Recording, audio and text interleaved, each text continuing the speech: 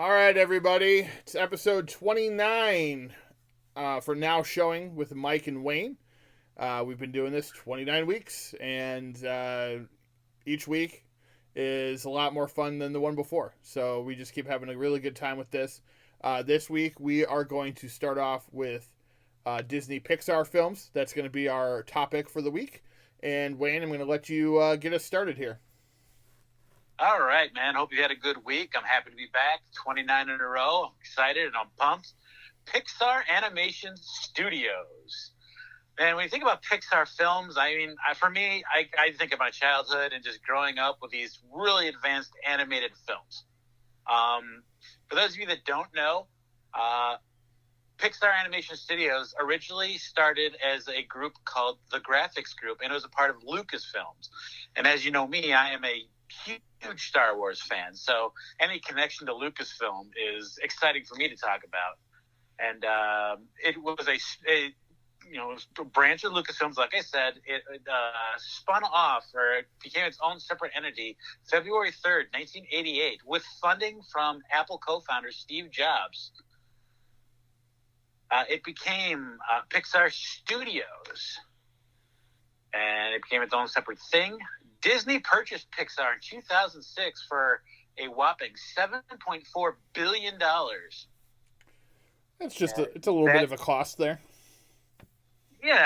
Some pocket change laying around there. So at the time, it actually, I'm on the information page. I'm actually going off of Wikipedia for this bit of information.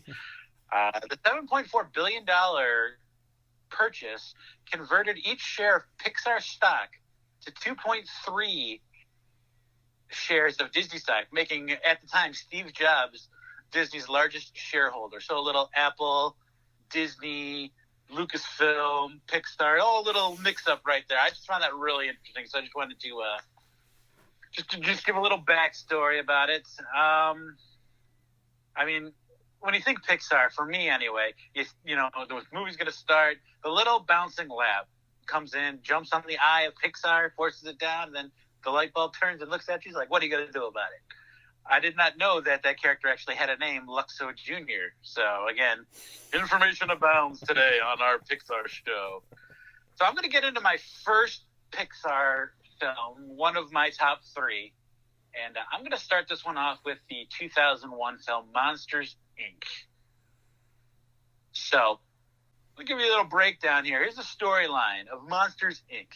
A city of monsters with no humans called Monstertropolis centers around the city's power company, Monsters, Inc. The lovable, confident, tough, furry, blue behemoth giant monster called James P. Sullivan, voiced by John Goodman, and his wisecracking best friend, short green Cyclops, Mike Wazowski, played by Billy Crystal, discover what happens when the real world interacts with theirs, in the form of a 2-year-old girl dubbed Boo, who accidentally sneaks into the monster world with Sully one night. It's up to Sully and Mike to send Boo back to her bedroom door before anybody finds out. Especially two evil villains, Sully's main rival as Scarer, chameleon-like Randall, a monster who Boo is very afraid of. So basically, they convert children's screams into energy, and that's how they power their city. They interact. They feel the children are toxic to monsters, so, we can't interact with them. And it's this whole big thing. And hilarity ensues when this little 2-year-old girl somehow works her way into Monstertropolis.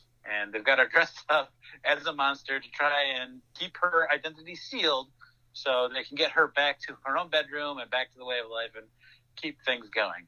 Along the way, they find out that children's laughter is even more powerful than their screams. So it kind of changes the whole dynamic and dichotomy of how everything works. But it also turns out that there's a lot of corruption and that they've known that laughter is more powerful than screams. But, the whole undertones of an evil, corrupt corporation type thing, that's the one thing in Pixar. They incorporate a lot of adult themes, but that's just going in the wrong direction. But modern day issues into these children's films. Just like the way they work in side jokes and humor. So yeah. No, Pixar has always been good at making their movies appeal to everyone, which I think is why they've been so strong, not just with children, but with adults. For example, Monsters, Inc., when I saw it, not that I was necessarily an adult, but I was in high school, and I still love this movie. It was fantastic. It's hilarious. You know, the characters are rich and great to just watch on screen. Steve Buscemi and James Coburn as the two evil bad guys are really good. It's just a really fun, great flick, and I think it's always been one of my favorites as well, Wayne. And it's just, I love watching this movie now that I have, a couple grandkids. They like it too, so it's nice to, when I get a chance to see them, to watch stuff like this with them. Yeah. Let me just run through the entire list of the cast here. Billy Crystal is the voice of Mike Wazowski. John Goodman as Sully. And Billy Crystal and John Goodman, two comedy legends, two acting legends in my opinion. I love them both. I will pretty much see anything that they're in, and anything that I have seen, I will watch numerous times. You mentioned Steve Buscemi and James Coburn. Jennifer Tilly is the voice of Celia. John Ratzenberger is the voice of Yeti. And we're going to talk about John Ratzenberger a lot because I believe he has had a role in every Pixar film ever made. Yes.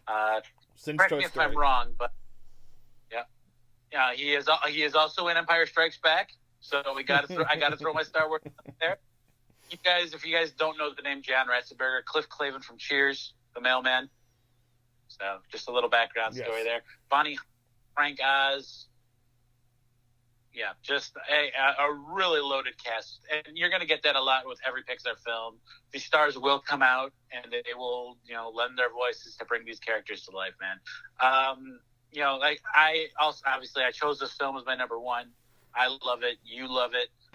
You know what? I don't know what else to say about it. If you haven't seen this one or Monsters University, its follow-up in 2013, you're missing out. So definitely you can find it on Disney Plus, I believe, right? Mm-hmm. All the other stuff on Disney Plus. Pretty much everything we're going to talk about today will be on Disney Plus. So shameless plug.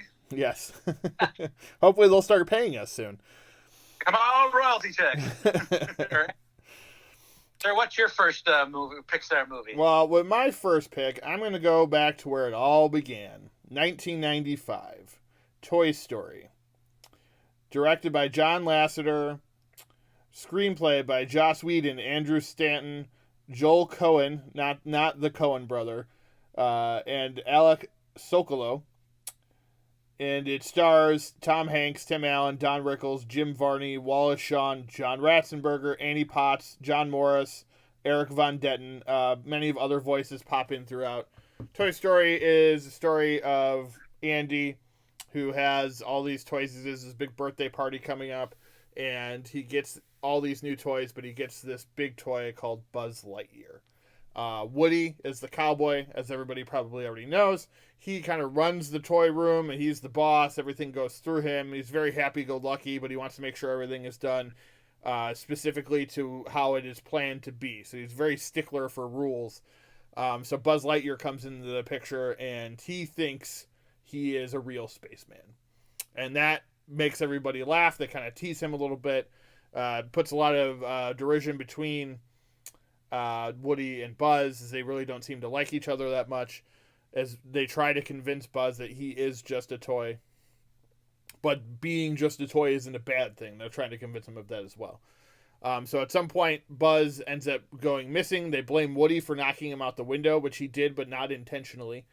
So then Woody feels like he has to go and save them. So it's an adventure between Buzz and Woody as they try to get back to the rest of the toys before they move, because the family is moving. And it's the adventure they go on and how they hate each other, basically. They're rivals, and then they kind of become friends. There's a lot of adult themes, like you were talking about, Wayne, with Monsters, Inc.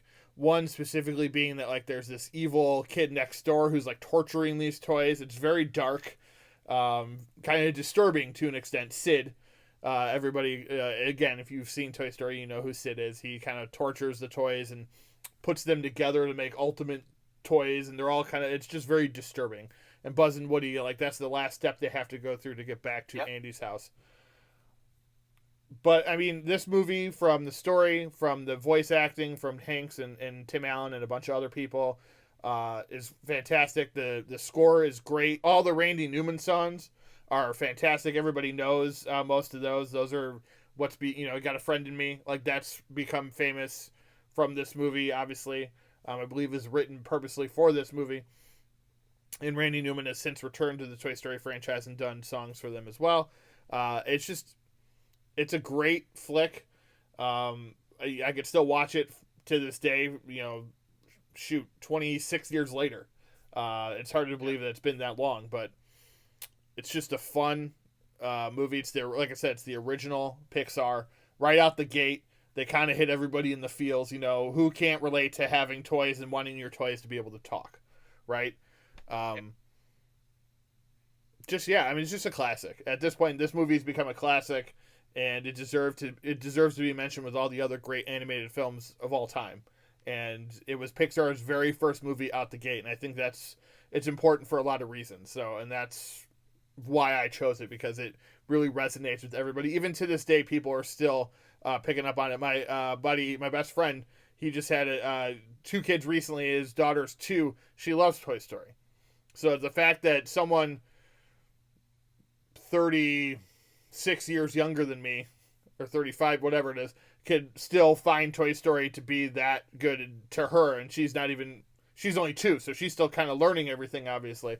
But just the fact that it still resonates with people today and kids today, I think, is huge. And not many films have had that effect, I don't think.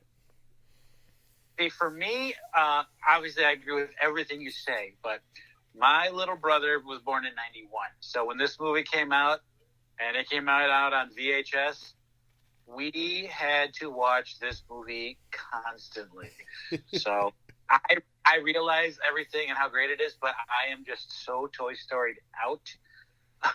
I get it. I hate sounding like kind of like pessimistic or just negative about it. It's just like, oh my gosh, no, I'm Sheriff Woody. Howdy, howdy, howdy, howdy, howdy. You are a toy. You're an action figure. It's like, but I will say, the Toy Story franchise, they've have what, 4 movies now? 4, Is that yep. correct? Yep. I have not seen the 4th one, but it's good. It's not as good as the first 3, but it was good. For me, they ended the 3rd one as perfectly as you could, with the incinerator and all that stuff. Yeah, the 3rd one's, oh man, I would honestly probably would talk about that one as well. I'll include it in this my first pick here. Toy Story 3, also a fantastic and a great flick, very emotional, on the edge of your seat. Not something you really expected from a Toy Story movie. So if you haven't seen Toy Story 3, I definitely recommend that one. 2 and 4 are good, but 3 and 1, I think, kind of stand tall for the franchise. And really, it was a great start and what should have probably been a great finish to the franchise. But then we get the 4th one.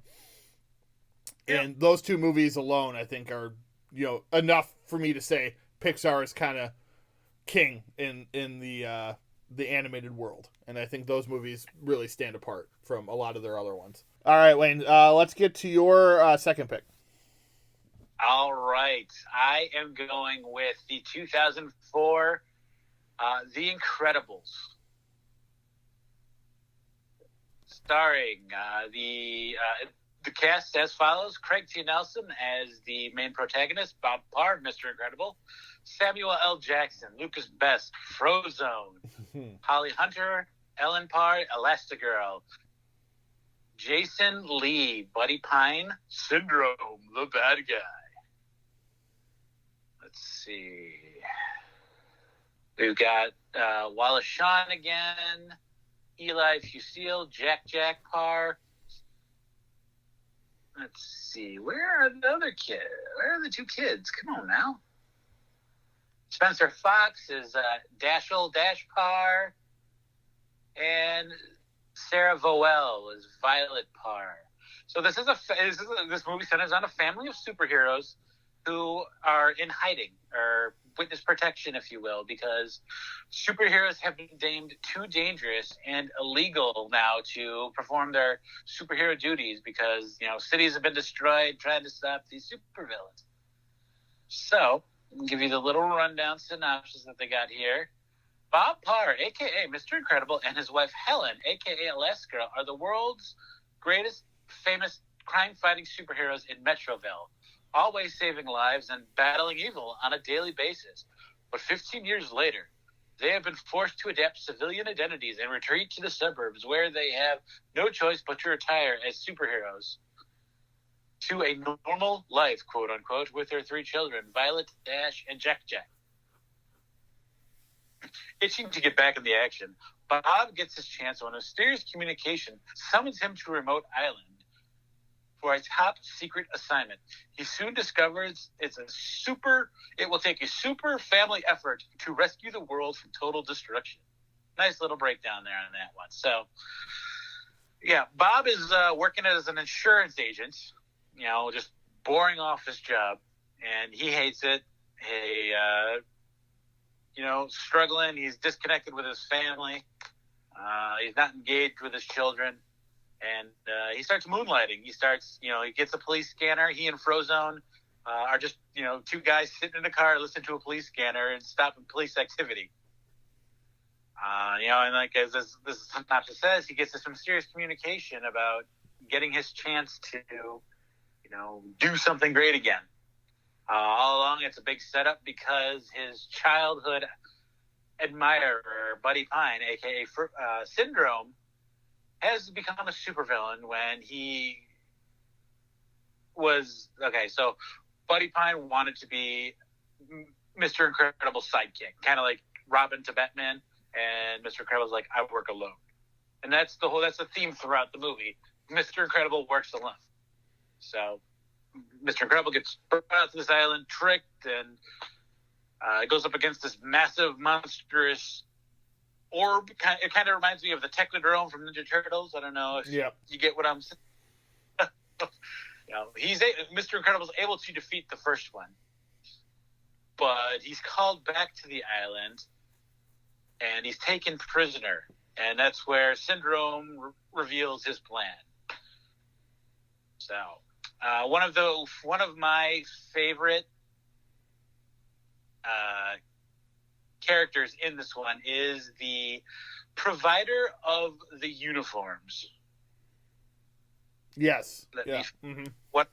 Gosh darn it! I lost what the character's name is. Edna. Yeah, voiced by Brad Bird, the director, actually does the voice for it. Yes. Look it, darling. Just fantastic little side character. Yeah, she's great. So Edna makes Mr. Incredible a new flashy suit with all the latest technology, but she goes one step further and makes suits for the entire family. Helen gets furious about Bob's activities, contacts Edna when she sees some alterations made on Bob's original suit. One thing leads to another. Helen is going after Bob, Mr. Incredible, and the kids stow away. They're supposed to be watching their younger brother, but they sneak onto the plane that Elastigirl, Mr. Incredible, is going to, track down, Mr. Incredible.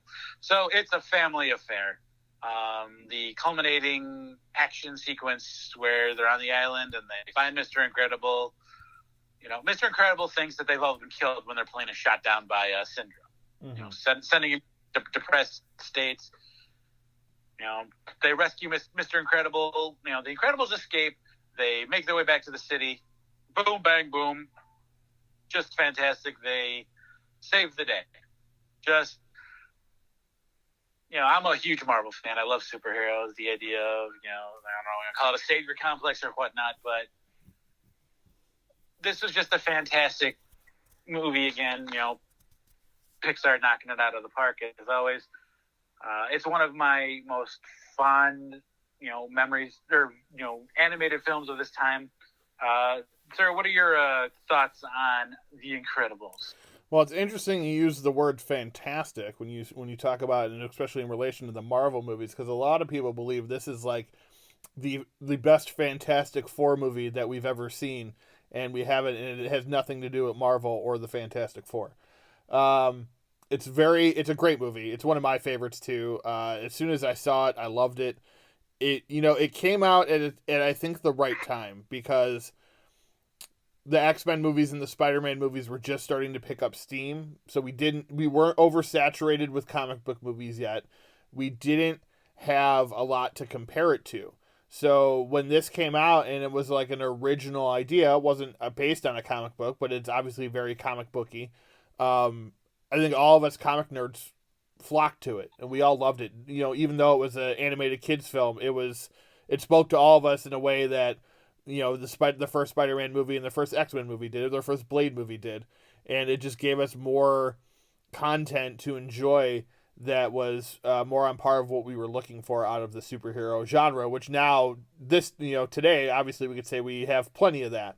But back in 2004, it wasn't as all over the place. So I think, again, this came out at the right time, and it struck a chord, and it hit the audience, and it's kept the audience since then. Many people go back to this movie all the time. Obviously, there was the most recent sequel. So yeah, it's just, again, just like everybody else that loves this movie, I'm on board with it. I think it's fantastic, and can't wait to watch it again sometime in the near future, because it's just a great flick. Yeah, this was the first movie I really got with as far as Pixar goes, with them sneaking in the little adult, the jokes meant for adults. It's like, I see what they did there. Yeah, because we were getting older, right, at this point. So yeah, you kind of start picking up on that a little more as you get older and start watching these movies. No, it was definitely a great flick, like I said, and kind of holds, I think, a lot of people, their top movies, Monsters, Inc., Incredibles, and Toy Story, are like the top three just in general most of the time. A lot of people were clamoring for a sequel to Incredibles, and we're getting upset because Cars got a remake. Obviously, Toy Story had its sequel. Not remake, sequel. Every Pixar movie was getting a sequel, but The Incredibles. Yep. What was it? 11 years later? Yeah, I think it was about. Yeah, it was. Well, even longer than that. It was like 13 years later, because it was like 17 or 18. So it was later, and you're right, because the other one too, Monsters Inc., everyone wanted a sequel to that. We ended up getting a prequel about 11 years later, and then with the other ones, they seem to happen more frequently. Cars, I know some people love Cars, and we'll get to that in a little bit, but it didn't seem like that was like a huge one for the Pixar one, but they kept giving it sequels. Like, there's 2 sequels to that one. So I think it just kept giving people more of like, why are we not getting 1, 2 Incredibles? But I think what it was is they just wanted to get it just right. They didn't want to just make a sequel to make a sequel. So it took them time. And I think they wanted to make sure that it was just as beloved as the first one. And I think that's why they took the time and care to kind of put into it. Yeah. So, I mean, I think that's why it took so long, in my opinion, but who knows?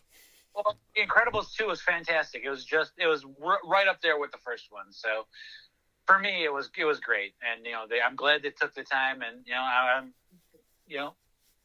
it was worth it for me. Good. To be honest, I still haven't actually watched it yet. I feel bad saying that. Glad, I hope. Well, I feel bad saying I wanted to watch it this week because obviously I knew what we were going to talk about, but I just didn't have time, and I feel bad because I actually own it and it's on Disney Plus. So I really don't have an excuse except that nobody wants to watch it with me because my son is, for the most part, seems to be past a lot of the animated stuff. Even though he watched a little bit of the one we reviewed today with me, just a little bit. And my wife doesn't want to watch them anymore. So it's one of those things I have to kind of be by myself to watch it, and that doesn't happen very often. So, yeah. But yeah, no, I look forward to watching it. All right, so moving on to my next one is one I think does not get enough attention, and that's Ratatouille. It's from 2007, directed by Brad Bird, who also directed The Incredibles. Stars Patton Oswalt, Ian Holm, Lou Romano, Janine Garofalo, Brad Garrett, Peter O'Toole, Brian Dennehy, Peter Son, and Will Arnett. Obviously, there's other Pixar people in it. Ratzenberger has a voice in it as well. This one I'm going to read from the plot because it's one of my favorites, but I've only seen it a couple times. I do love this movie, though. I think it is completely underrated. Remy is a highly intelligent and idealistic young rat with unusually acute senses of taste and smell who dreams of becoming a chef like his idol, the late Auguste Gusteau. However, the rest of his rat colony, including his brother Emile and his father and leader of the clan, Django, are interested in food only for sustenance. One day, while scavenging the house of an elderly woman for ingredients, Remy accidentally alerts the woman of his presence and reveals the colony, forcing them to flee their home. And Remy is separated from the clan. He winds up in the sewers and, encouraged by his own imaginative interpretation of Gusto, he eventually finds himself above the kitchen of Gusto's restaurant in Paris. When Remy observes a young garbage boy named Alfredo Linguini attempt to fix a soup he has spilled, he recognizes that Linguini is unintentionally ruining it and fixes his mistakes. Linguini catches him in the act, but does not reveal him to Skinner, Gusto's former sous chef and new owner of the restaurant. Skinner confronts Linguini for tampering with the soup, but when the soup is accidentally served and proves to be a success, Colette Totto, the staff's only female chef, convinces Skinner to retain Linguini, believing him to be responsible. So basically what happens in this movie is Linguini ends up working with Remy to make all this great, fantastic food. It's called Ratatouille because Ratatouille is a type of food, but it's also a movie about rats, so there's obviously the double entendre there. But the main character is not named Ratatouille. That's a big mistake a lot of people make. The main character is Remy, voiced by Patton Oswalt.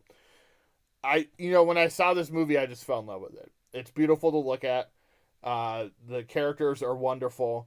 The animation, obviously, it's Pixar, so it's on point. Remy is a great character, as is Linguini as well. It's just a lot of fun. It's about food, which I love food. Even to see the animated food being, whenever I watch those chef shows, I'm always like, even if it's something I wouldn't normally eat, I'm like, wow, I'm hungry now because it just looks so good when they're making it. It's the same in this movie, even though it's a cartoon. It just looks so. The food looks so good that you want to reach into the screen and eat it. And the movie is just a lot of fun. The characters are a lot of fun. It's hilarious. It's touching. It's emotional, all at the same time. And it's just like I said, I feel like it's a very overlooked gem from them. And never got a sequel or anything, but it is a great movie, and I really think people should watch it. Again, all these are on Disney Plus, and if you haven't seen Ratatouille, you definitely have to check it out. Very nice, sir. Very. I am guilty of not being familiar with one, and I never saw it. Alrighty, sir. For my third and final, I am going with the 2006 film Cars. All right, Cars is the story of Lightning McQueen, the race car who figures some stuff out. I'm going to break down the synopsis right after I give you the cast list here. We got Owen Wilson as the voice of Lightning McQueen. Bonnie Hunt is the voice of Sally. The late, great Paul Newman brings Doc Hudson to life. Larry the Cable Guy as Mater. Cheech Marin, Ramon. Tony Shalhoub is Luigi. Let's see. George Carlin is Fillmore. Oh, gosh. John Ratzenberger is the Mack Truck. Michael Keaton, Chick Hicks. And then you got little spot voices. Richard Petty, the NASCAR legend. Jeremy Piven is Harv. So, yeah, let's break this animated masterpiece down. While traveling to California to dispute the final race of the Piston Cup Championship Series against the King and Chick Hicks, the famous Lightning McQueen accidentally damages a road in a small town called Radiator Springs and is sentenced to repair it. Lightning McQueen has to work hard and finds friendship and love in the simple locals, changing its values during his stay in the small town and becoming a true winner. I love this film just because the whole thing, the character development in this film is fantastic. We've got the main character is a self-centered, egotistical jerk who thinks he's better than everybody else. He gets stranded in this small town, does damage to it, and is sentenced to fix it. And, throughout this story, he befriends the locals who, generally show him what it's like to care for others.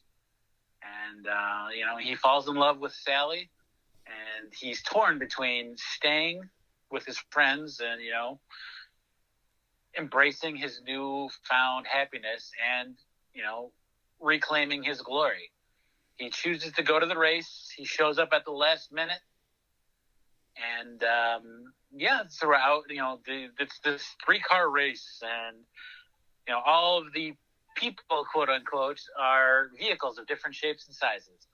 So, throughout this race, he's got this back and forth with Chick Hicks, the antagonist, if you will, and then the king, who is like the legend and the guy that everybody wants to be, everyone who inspires to be.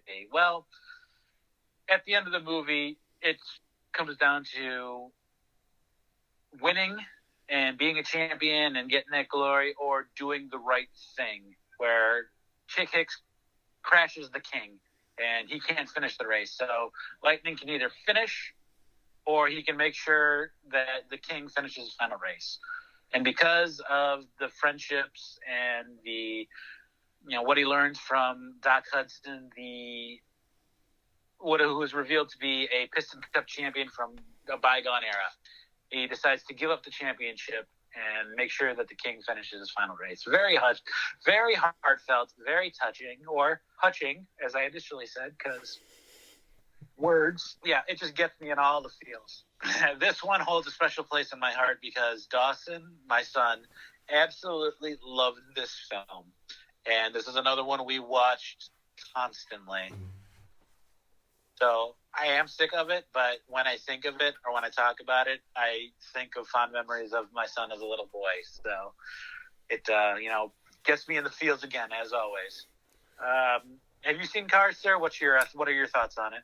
I did see it a while ago. I bought it for Donovan, trying to get him into it when he was a kid, when he was younger. He never really got into it. I think I watched most of it, and I don't know. It's one of those movies that didn't really speak to me, I guess. I'm not a big car person. And maybe if Donovan would have liked it more, I would have enjoyed it. But yeah, it just never really was one for me. But, I'm glad that you love it, and I know a lot of people do. So it's obviously found its way into people's hearts, and it will probably stay there for quite some time. Yep. I mean, you got the crazy over-the-topness that Larry the Cable Guy has made her, and, in spite of him at this point in my life, I do still enjoy the film, like you said. I'm not a huge car guy either, but my dad was always big into NASCAR and watching the races on Sundays, so I always was inundated with that, even though I wasn't a fan of it. So I connect with both my father and my son. So I think, aside from all the humor and whatnot, it just resonates for me. Good. All right, so I'm going to switch things up a little bit. I was going to talk about Nemo, but I'm actually going to talk about Coco instead. Coco is a movie from 2017. Before I get into that, though, I just want to run off a list of some of the other ones that I really like from Disney Pixar. Up, Inside Out, WALL-E is another great one. I love WALL-E. Nemo, as we talked about. A Bug's Life is another one I don't think gets talked about enough. Good Dinosaur was actually a decent movie too. I know it wasn't something for everybody, but I enjoyed that one for what it was. And that more goes to Donovan too, really liking those dinosaur type movies. So I think that's why that one stays a little bit with me. Finding Dory as well is a good one. But Coco just came out in 2017. I took Donovan to see it, and he's like, "Dad, that's like the saddest movie I've ever seen." And it is. It's a sad movie, but it's a joyful movie as well. In Santa Cecilia, Mexico, Miguel dreams of becoming a musician, even though his family strictly forbids it. His great-great-grandfather, Imelda, was married to a man who left her and their daughter, Coco, to pursue a career in music. And when he never returned, Imelda discarded all forms of music from her family's life before starting a shoemaking business. Miguel now lives with the elderly Coco and their family, most of whom are shoemakers. Coco suffers from memory loss and has become largely nonverbal. Right there is just really sad and depressing. Miguel idolizes famed musician Ernesto de la Cruz and practices his guitar skills in secret. On the Day of the Dead, Miguel discovers that the photograph of Coco with her parents, her father's face torn off the picture on the family ofrenda, has a hidden section which shows his great-great-grandfather holding Ernesto's famous guitar. Concluding that he is Ernesto's great-great-grandson, Miguel decides to enter the local talent show against his family's objections. Miguel breaks into Ernesto's mausoleum and steals the guitar to use it in the show. In doing so, however, he becomes invisible to the living but can interact with his skeletal deceased relatives who are visiting from the land of the dead. Taking him back with them, they learn that Imelda cannot visit as Miguel had accidentally removed her photo from the ofrenda. Miguel discovers that he is cursed for stealing from the dead and must return to the land of the living before sunrise or he will become one of the dead. To do so, he must receive a blessing from a family member. Imelda offers Miguel a blessing on the condition that he never plays music again, but Miguel refuses and resolves to seek Ernesto's blessing instead. So, it's, a child on an adventure to find his family and his background and kind of find out who he is and why he has such a love for music. I won't go into the twists and turns because it's somewhat newer, so people probably haven't seen it yet, but there's some good twists in it. This is a very emotional movie. If you just tell from me reading, it's very dark. But it's, it's handled in a way that I think it works for everybody, even young kids who may be a little freaked out by some of the imagery that they see. I think it still works for everybody. And it's just such a great movie.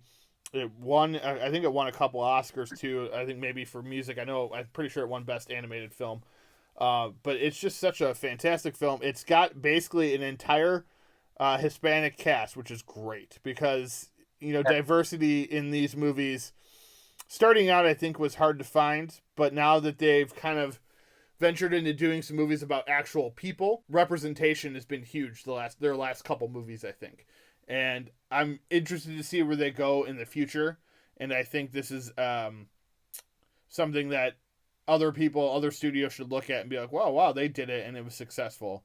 And I mean, the cast, I'll go through the cast because there's people that Anthony Gonzalez plays Miguel, Gael Garcia Bernal as Hector, Benjamin Bratt as Ernesto de la Cruz, Alana Ubach as Mama Imelda, Renee Victor as Abilita, Edward James Olmos is in it as well. You also have some minor roles by Cheech Marin and Gabriel Iglesias. And the only white person in the movie, as we've talked about him already, is John Ratzenberger. That's because it is like their job to get John Ratzenberger into every Pixar movie until he passes away. And so far, they've been successful. It's a great movie. It's a great movie to show kids, to kind of show other cultures too, I think. Yes. It's just a really good movie. And, when it came out, like I said, I went to the theaters to see it with Donovan. And even though he was sad by it, I'm pretty sure he did like it though.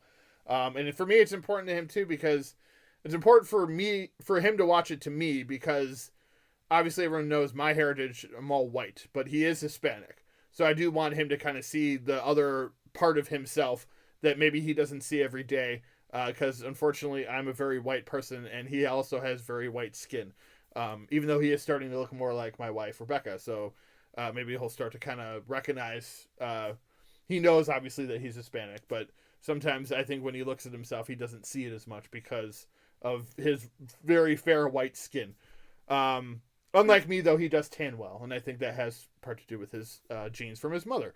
So, for me, it's important for him to kind of know where he came from and where his ancestors came from, type of thing. I don't want to get all cheesy here, but I think it is I want him to recognize who he is and be able to relate that to characters in movies and stuff, and understand that being like him is fine and perfect, and he should kind of embrace that side of him, as well as the other side too, as the white side, which, obviously there's plenty of white people for him to admire.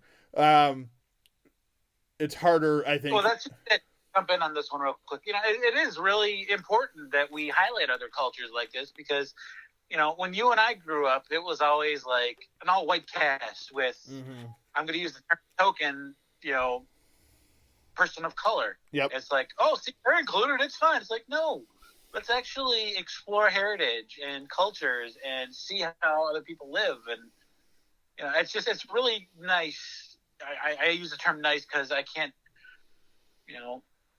educational, interesting, whatever you want, whatever word you want to use, to see representation of different cultures and people of, who don't look like me, are getting highlighted and shown. It's like, hey, look at that. Look at this. Look at how this culture interacts or how this family is different from yours.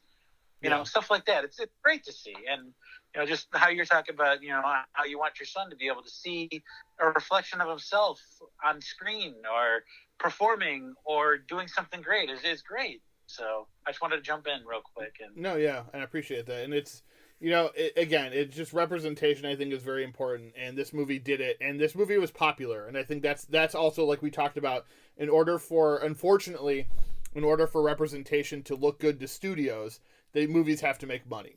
And this one made money, so I'm hoping that they don't shy away from doing stuff like this in the future for Pixar, which when we get into our next movie, I think they did another good job as well.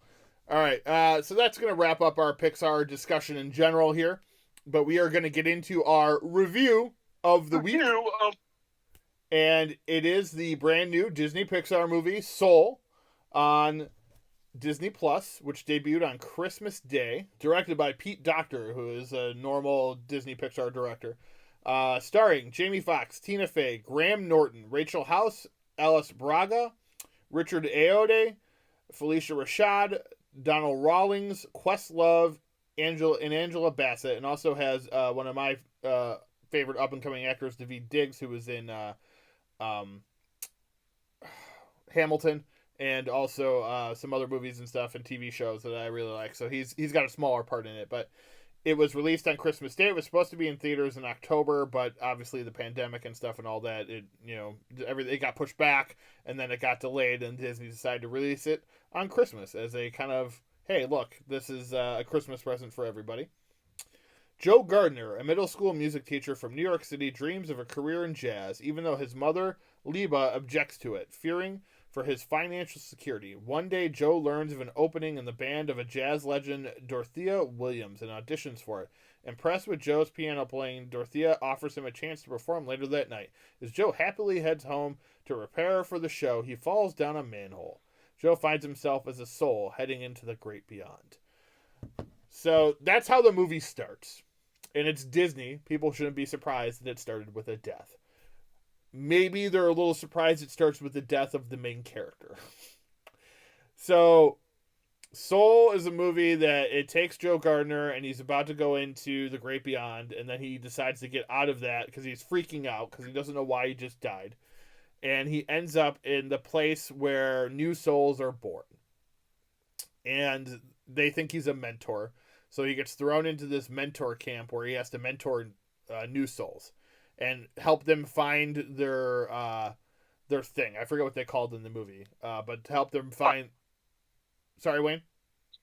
Their spark. Their spark. To help them find their spark, and Joe gets saddled with 22. So just keep in mind the first number that Richard Ayoade's character rattles off is like 1 billion, blah blah blah, all these numbers, and then he gets 22.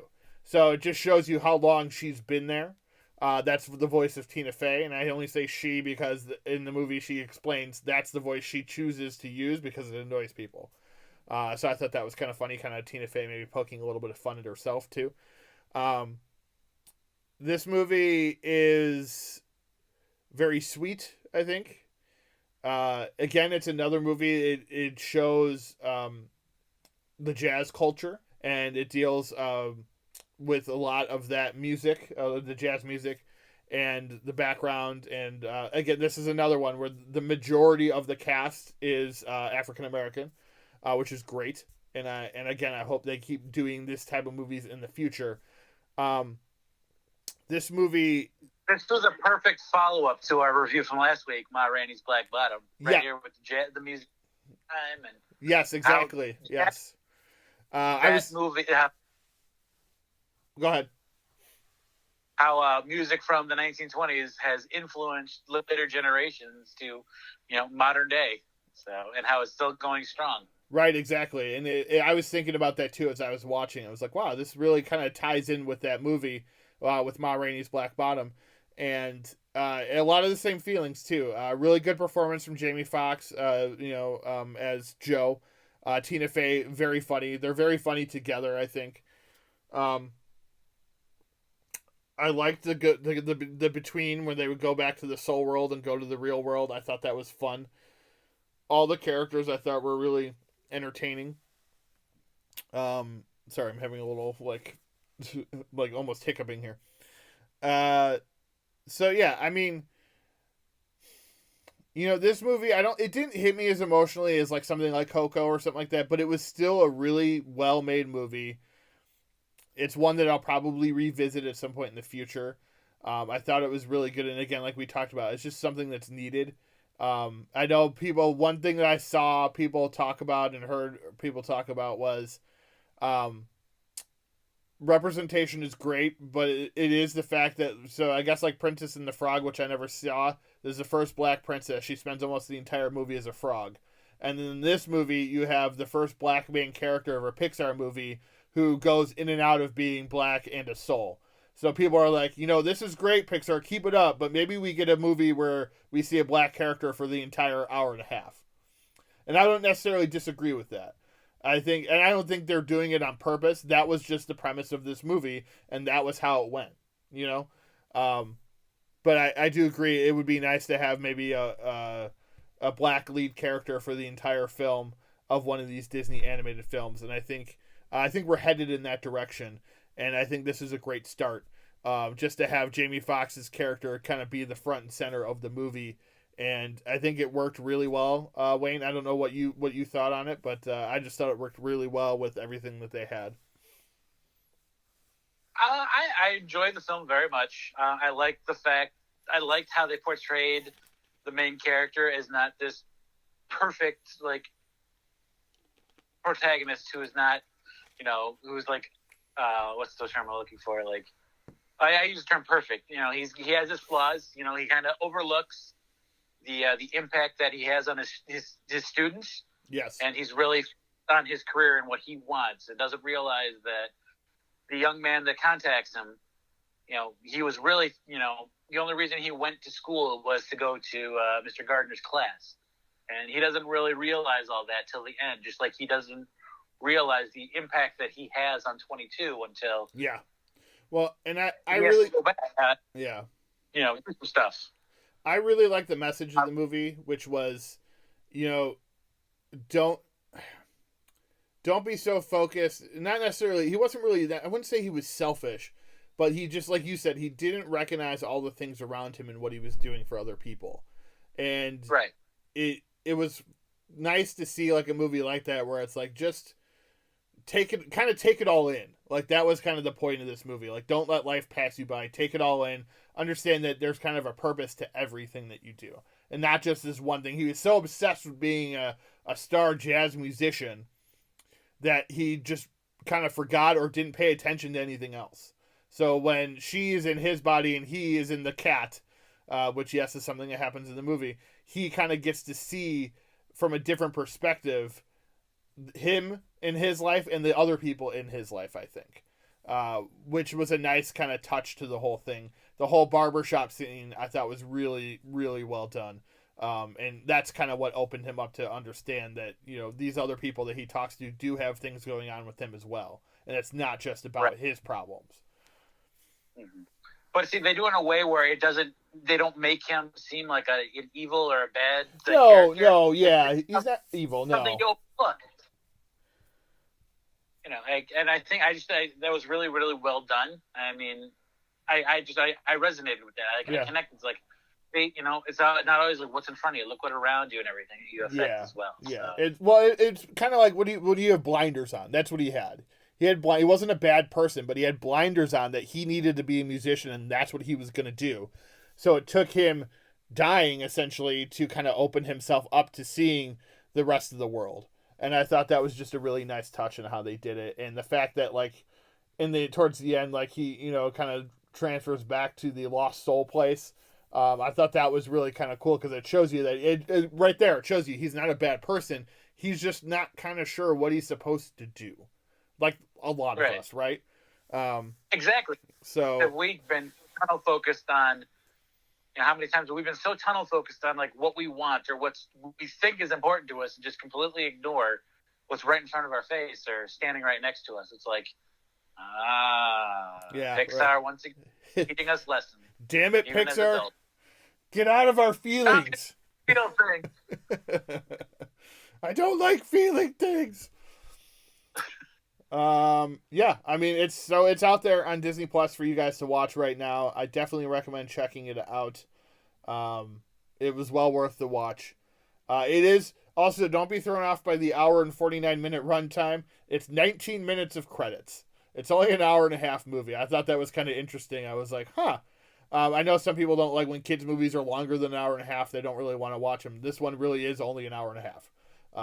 And it's well worth your time. Yeah, you'll be engaged the whole time. There's no doubt about that. All right, so we're gonna skip again. Gone but not forgotten. I just didn't have anything for this week. I will talk about the people that passed away this week, though. In a weird turnabout, Tanya Roberts was dead, and then she wasn't dead, but now she is dead. The Midge from that 70s show, she was in the horror film Tourist Trap, and she was in the movie Beastmaster, died at 65, unfortunately. Kind of like I said, it was just kind of a weird story of the week. Eric Jerome Dickey, author, dead at 59. Marion Ramsey, who played Hooks from Police Academy. I am a huge Police Academy fan, so I'm very well aware who she is. Died at 73. Director Michael Apted, died at 79. Tommy Lasorda, the baseball manager, dead at 93. And ER actor Deron Thompson, dead at 55. But we'll move on this week, again, like we did last week, into our awfully good or just plain awful movie of the week. This is an interesting one, I think, Wayne. It's called Robot Monster. The other title is Monster from Mars. It is a 1953 independently made American black and white 3D fiction film, remembered in later decades as one of the worst movies ever made. So it was a perfect one for Wayne and I to watch for this topic. It was produced and directed by Phil Tucker, written by Wyatt Ordung, and stars George Nader, Claudia Barrett, and George Barros. So the one interesting thing about this movie is when I put it on last night, because I didn't really look to see how long it was, said it's only 62 minutes long. So for people that maybe don't know time, it's an hour and 2 minutes. So it's just strange movie. We start with this kid, Johnny, and his sister, Carla, and they're playing, and then they meet these two guys who are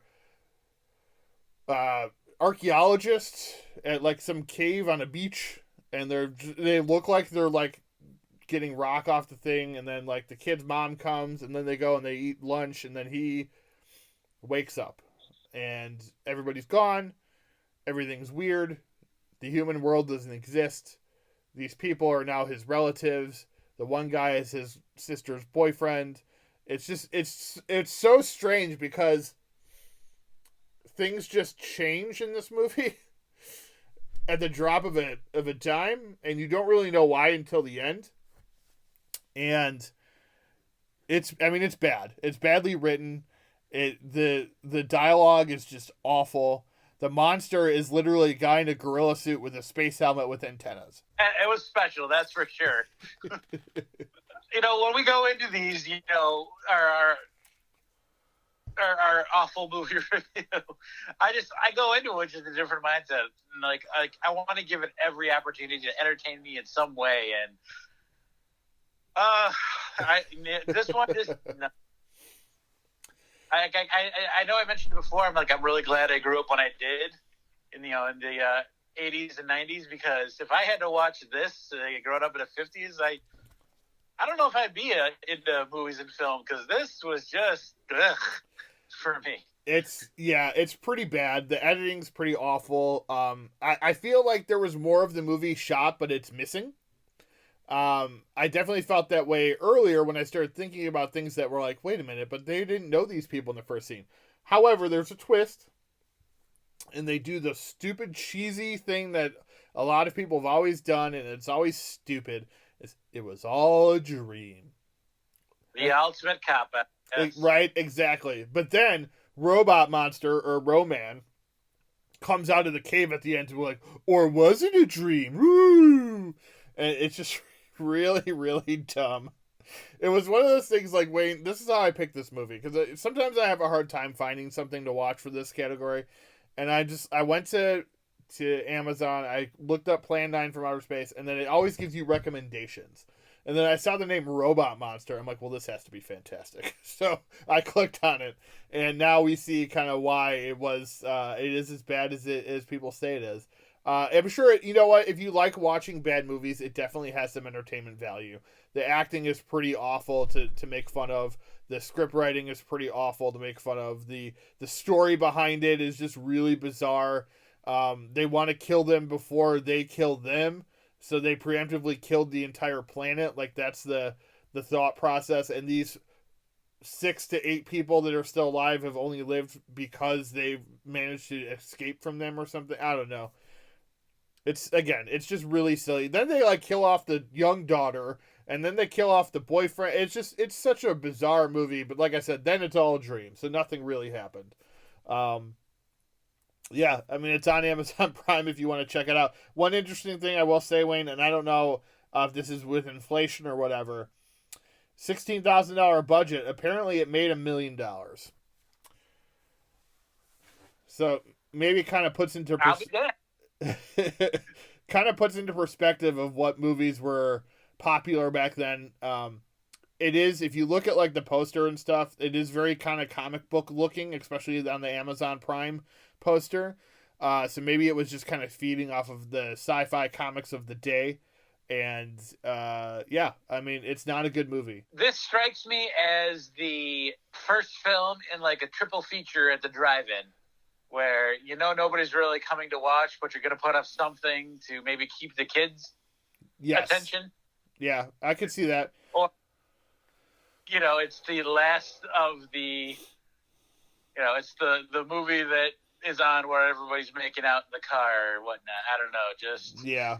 No, I totally agree. And it's an hour and 2 minutes. So if you want to take a look and see what it is, it's not going to waste a lot of your time. But yeah, it's not good. And it's definitely just plain awful. We'll go with that. We'll end with that. And, again, check it out on Amazon Prime if you're interested.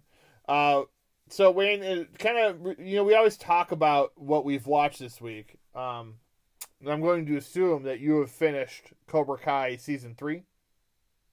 Absolutely, I have. Yes, sir. As have I.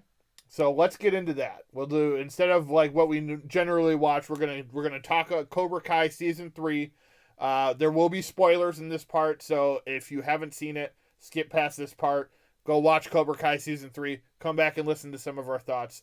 And, yeah, we'll go from there. So Cobra Kai Season 3 starts off where we left off last year. Miguel's still in the hospital. And Sam is still upset at herself for letting this whole thing happen. And we get, like, this... Johnny's very kind of, like, depressed. And Daniel is trying to figure out what happened, what went wrong, and Robbie's still missing.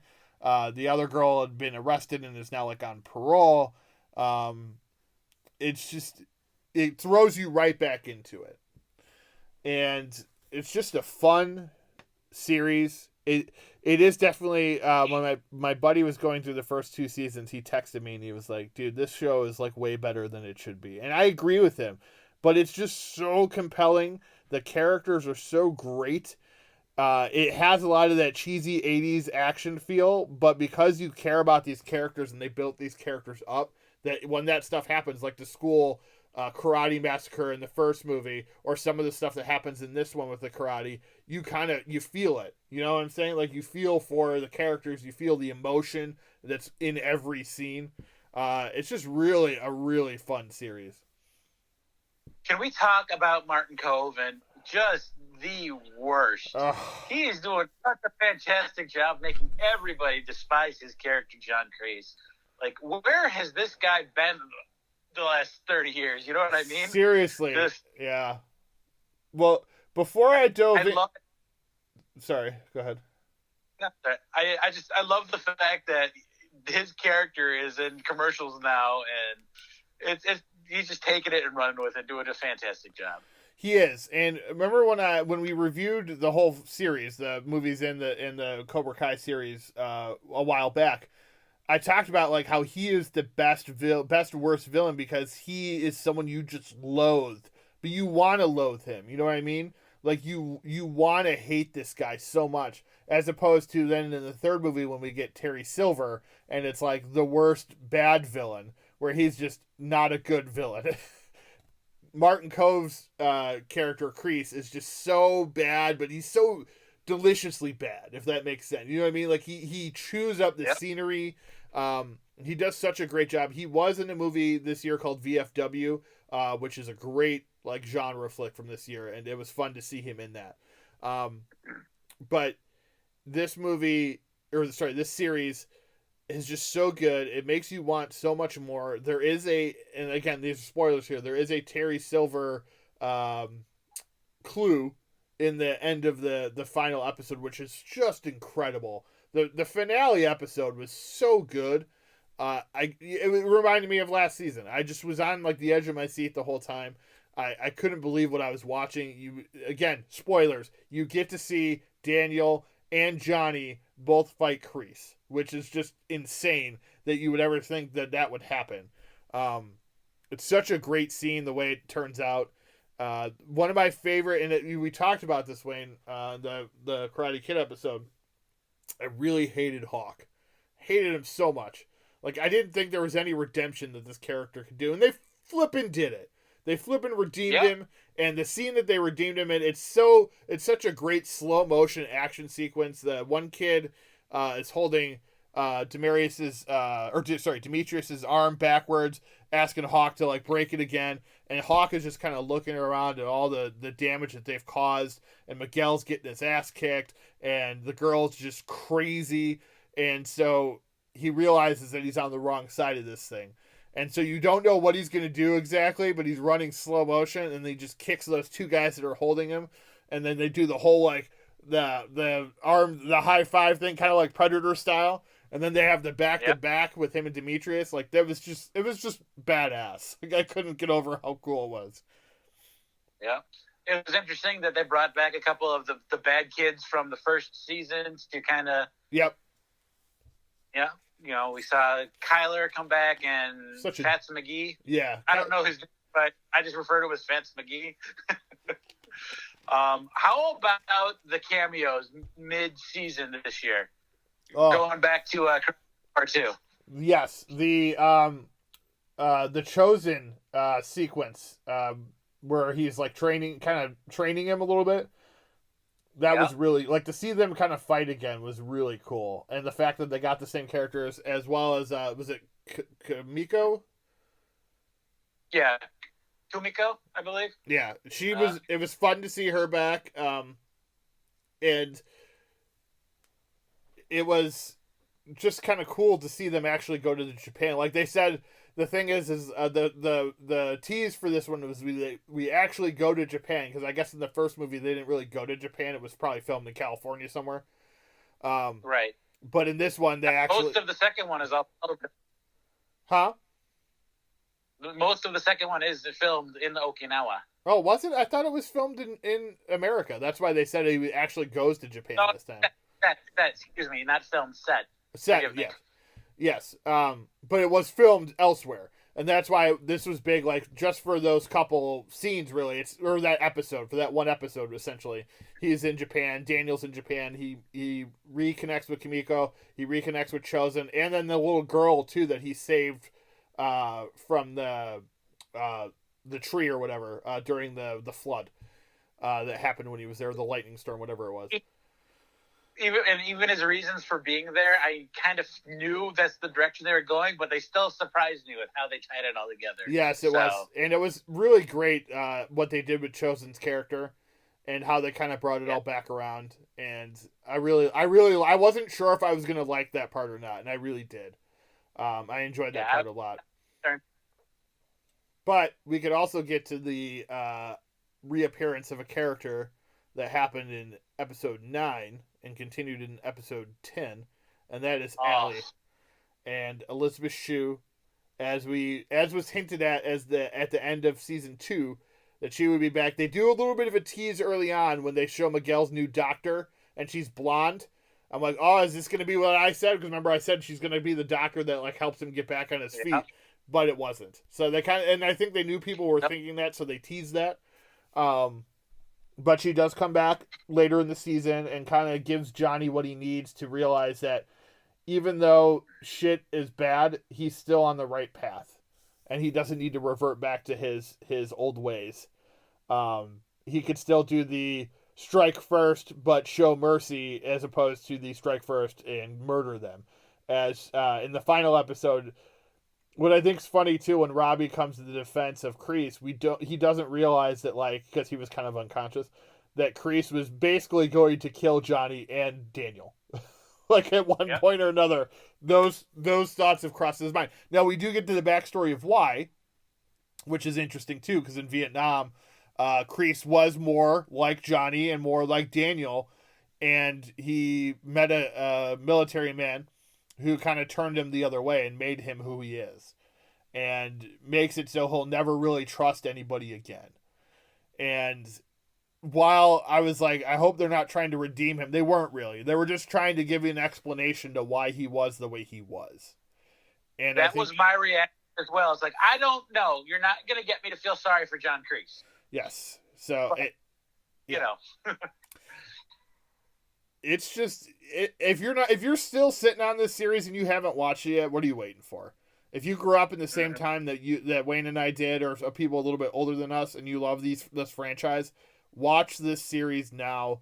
Enjoy the shit out of it. It's only 10 episodes a season. They're about a half hour an episode, or a little give and take here and there. It's just a great, fun series. I can't wait for season 4. Ralph Macchio, I believe, said they're thinking about going 6 seasons, which would make sense with the whole Netflix model. They usually they do about 3 seasons unless they feel they need to do more. So that would give, even though it'll be 6 seasons total for the show, it'll be 3 Netflix seasons, because even though season 3 debuted on Netflix, it was originally meant to go on YouTube and filmed while they were still under contract at YouTube. So we'll see. We'll see where this goes. I'm really pumped for season 4. As I said, it sounds like Terry Silver's coming back. So that'll be Thomas Ian Griffith. We'll see how he looks years later. I do have one complaint. I was missing the Aisha character, Nicole Brown. Yes. She did come. Was not her decision to not come back, but they did leave the door open for her character to reemerge in later seasons. But I was definitely missing her presence this time around. I completely agree. I wish she was there, but there was so much going on that I kind of understood why she wasn't there. And they did write it into the script, so her family get freaked out of what happened at the school, so they just took her away. Yep. So hopefully she'll get to come back. That's what the creator said, and for future seasons that she would hopefully be able to return. But yeah, I mean, it's such a fun series. Hey, there were a couple of redemption stories that they did or talk about a little bit. They didn't really try to redeem. Well, they did redeem Hawk. Yes. But the Yasmin, the one-dimensional antagonist from season 1, the blonde plastic girls type character, kind of, had some heart. She's still the same person, but she's kind of. She's Sam's Johnny Lawrence. That's who she is. Yeah. Okay. I mean, that's how I look at her. Like, and Johnny in the first movie, he had some redeeming qualities towards the end when he didn't want to break his arm or whatnot, or hurt him. Didn't want to switch. Yeah. So I mean, he had some redemption. And this is obviously that's what the series is about redeeming Johnny Lawrence, right? So I think it's interesting to have a character like her. Yeah, she definitely is not a one-dimensional character, kind of how she was in the season 2. They give her more to go off of. I liked her character probably more in this season, even though it is shaping up for her to be the bad guy. And for her to be the one that is kind of in their way. Obviously, it's going to be a fight for Sam to have. Is the one thing I didn't like is that they never mentioned out loud PTSD. But that's obviously what Sam's problem was. Is she kept going back to that moment, and they kept hinting at it like that's what she has, but no one actually said the words. So I was kind of like, that kind of upset me a little bit, because I'm like, it's something we can talk about, people. It's this thing that happens outside of just military people. People get PTSD all the time. Right. So watching her kind of story arc, I thought was really cool too. Sam's story arc this season. We didn't really get much of the brother, which is fine because he was kind of annoying. The wife has some good lines, I think, too. We got to see a little bit more emotion out of her, especially at the committee meeting. And then when she slaps Kreese, I thought that was a lot of fun, too. And then he filed the restraining order against her. Yeah, just another level of Kreese slimeballed him. Yeah, he gets under these people's skin. And so then it ends with him, them all three agreeing that if they beat him in the tournament, then he's going to leave town forever, which is kind of what the plot of Karate Kid Part 3. But I'll do it again. That's fine. We at least get 10 episodes of it. I'm sure next year's season will end with him at the tournament, I would imagine. We'll see what other characters they bring back aside from Terry Silver. It'd be interesting to see if they got something else up their sleeve. Maybe the mother will come back, because the mother was not in any episodes this season. But yeah, the Mike Barnes from the fighter that Daniel has to defeat, number 3. Yes, maybe he'll be around. Maybe. Oh God, that would be interesting, because he was also terrible. Yeah. But I would be willing to watch that again. I want to see him come back so Daniel can kick the shit out of him. Yes. I did like the touch after credit scene where, for the one actor who was in season 2, he had a little episode where he actually passed away in the episode. Yes. He was the get the body bag, yeah, guy. Yeah, he passed away in real life, yeah. He passed away shortly after he filmed that episode, actually. Yeah, he did, yeah, because he had cancer. So that's part of why they worked that in there. That was real sad, but it was nice to see the touching moment to him. In the credits there. How about, I know we're kind of doing a deep dive on this one, but just the letter that Daniel reads from Mr. Miyagi. Oh yeah, yeah. That was all up in my feels. Like, oh my goodness, you always knew that's how Mr. Miyagi viewed Daniel, but yeah, actually, yeah. It was very emotional. It was also great in the scene where Sam finally kind of gets her legs back under her, and it all has to do with her seeing a photo of Mr. Miyagi in the studio that the other girl is destroying. I thought that was really cool, and just a lot of when they make this show, they know how to get under people's skin and get to their emotions and their feelings, and it just works really well. Like I said, you would think something as ridiculous as like a karate breakout that just keeps happening would be kind of cheesy, but it works. It works for this show. It works for this franchise, and I really look forward to see where they go from here. Yes, absolutely. I cannot wait till January 2022 when they're talking about releasing it again. So, and just again the tease that we get, the Terry Silver tease, but also the tease that Johnny and Daniel, for the first time ever, are going to have to work together. And that's going to be something, I think, spectacular. As they both are these characters now, and I think they will definitely be these characters for the rest of their lives, because doing this show has basically solidified that. Yeah, it's just a great show. If you haven't watched it, check it out. It's really fun. The other thing I watched, Sons of Anarchy. I'm through season 4 on to season 5 now. Just cruising along.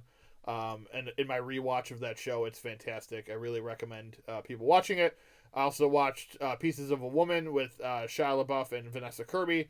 Vanessa Kirby is fantastic in this movie. Will probably get Oscar nominated for it, I would imagine. The movie, maybe not so much. The movie was good. It wasn't great, I would say, but it was a good movie.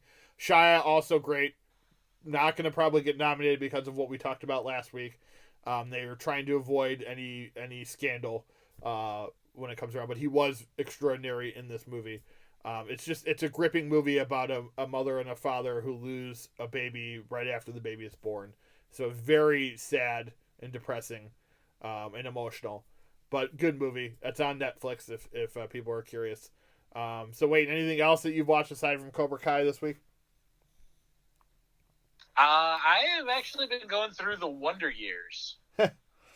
Yeah, you texted me that picture of Bobby. Yep, Bobby Elvis. Mark Boone Jr. had a cameo, and I forgot how much the Wonder Years affected me, and it just made me kind of feel things, if you will. Yeah. Just pulling up some info on it real quick here. It wasn't a long running. I think it only went 5 seasons. Really? I felt like it went forever. It was a good show, though. Let's see. It debuted in. Come on, there we are. Oh, okay. It went from 88 to 93, so I think it was 6 seasons. Yep. And Fred Savage starred as Kevin Arnold, the youngest of 3. A suburban family in the 60s, early 70s, just showing us what it was like to grow up then. Just from Daniel Stern's narration, and when I think Daniel Stern, I think the goofy guy from Home Alone, or the guy from what's that Billy Crystal cowboy movie with City Slickers? Slickers. But really, just the narration in this film in this TV series, it gets at me. Yeah. This was not our time growing up. This is like our parents' generation. Mm-hmm. But just they talk about things and experiences, and obviously the soundtrack and the music is fantastic if you're a fan of 60s and 70s rock and roll type stuff. So I get nostalgic watching these. It's half-hour episodes, so I will sit and just get through like 6 episodes and like, holy cow, what have I done? What have I done for the last 3 hours? I don't know. It's nice. So yeah, no, it was a good show. I haven't seen it in a while, but I really enjoyed that show when it was on. Yeah. All right. So news this week. Roku is acquiring all of Quibi's content to stream. If you have Roku, their Roku channel is free, so it'll all be up there somewhat soon. That includes Die Hard with Kevin Hart and the horror stuff with Sam Raimi. Just a bunch of other shows. Quibi obviously was shut down, but they sold their content. Suicide Squad will be rated R officially. That'll be hitting theaters and HBO Max over the summer. Lords of Dogtown is going to become a TV show. Justin Benson and Aaron Moorhead, directors, are going to be taking over directing duties and creative duties on Moon Knight for Disney Plus and Marvel, starring Oscar Isaac, who has been officially confirmed to play Moon Knight. Movies coming out. The only one I've gotten a new date on recently is Penguin Bloom, starring Naomi Watts, which hits Netflix January 27th. Again, we love doing these shows. We love talking about movies and TV shows. So if you guys have any questions for us or any notes, you can reach us at Now Showing with Mike and Wayne on Facebook and Instagram, at now_Wayne on Twitter.